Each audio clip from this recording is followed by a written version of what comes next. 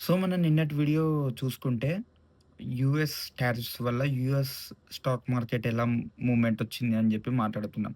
So, మీకొకసారి clarity రాపోతే మళ్ళీ ఆ video జూడండి. సో, దానికి కంటిన్యూయస్‌గా ఏందంటే, యూఎస్ టారిఫ్స్ వల్ల మన ఇండియాకి ఎలా అడ్వాంటేజ్? సో, అందరికీ తెలుసు అడ్వాంటేజ్ ఉంటదని. బట్ ఏ సెక్టార్స్‌లో అడ్వాంటేజ్ ఉంటదంటే ఎవరు చెప్పలేరు సరిగ్గా.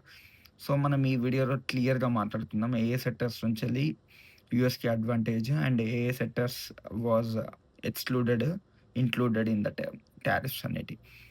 సో, బేసిక్‌గా మనము చూసుకుంటే కొన్ని సెక్టార్స్ ఉన్నాయి. ఆ సెక్టార్స్ ఎవరో తెలిసిన వాళ్ళుంటే డైరెక్ట్‌గా ఈ వీడియో స్కిప్ జేయండి. ఒకవేళ తెలియని వాళ్ళుంటే ఈ వీడియో లాస్ట్ వరకు కంటిన్యూస్‌గా చూడండి. నేను మీకు క్లియర్‌గా లాస్ట్ వరకు నేను మీకు టారిఫ్స్ ఎట్లా వర్కౌట్ అవుతాయి అవన్నీ నేను మీకు క్లియర్‌గా ఎక్స్‌ప్లెయిన్ చేస్తా. సో, బేసిక్‌గా మనము ఎక్స్‌పోర్ట్ ఎస్ చేస్తాం ఇది కొన్ని సెక్టార్స్.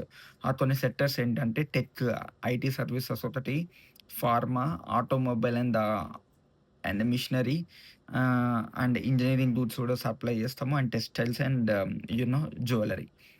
సో, ఈ అన్ని సెక్టార్స్‌లో ఒక్క ఫార్మా తప్పిస్తే మిగతా అన్నిటికి tariffs applicable. So, hmm, the ఇప్పుడు మనం ఇప్పుడు యూఎస్‌కొస్తే ఇండియా అనేది ఒక one of the largest exporter యూఎస్‌కి. సో, ఈ అన్ని ప్రొడక్ట్స్‌లో. సో, ఇప్పుడు బేసిక్‌గా ఏమవుతదంటే టారిఫ్స్ తగ్గియగానే ఇంపోర్ట్ డ్యూటీ తగ్గుతది ఇండియా పైన. సో, ఇంపోర్ట్ డ్యూటీ తగ్గగానే ఏమవుతదంటే యూఎస్‌లో మన ప్రొడక్ట్స్ చీప్ అవుతాయి. సో, చీప్ అవ్వడం వల్ల ఆబ్వియస్‌గా డిమాండ్ పెరుగుతది. డిమాండ్ పెరిగినప్పుడు సేల్ పెరుగుతది. సేల్ పెరిగినప్పుడు ప్రాఫిట్స్ ఒస్తాయి. ప్రాఫిట్స్ వచ్చినప్పుడు మనం కంపెనీలో చూస్తాము. చూడగానే మనం మార్కెట్‌లో మూమెంటమ్ అప్‌వర్డ్ చూస్తాం. సో, ఇక్కడ ఏమవుతుందంటే ఆహ్, టెక్స్‌టైల్స్‌కి, ఇంజినీరింగ్ గూడ్స్‌కి, ఈ మిషనరీకి ఇది డైరెక్ట్.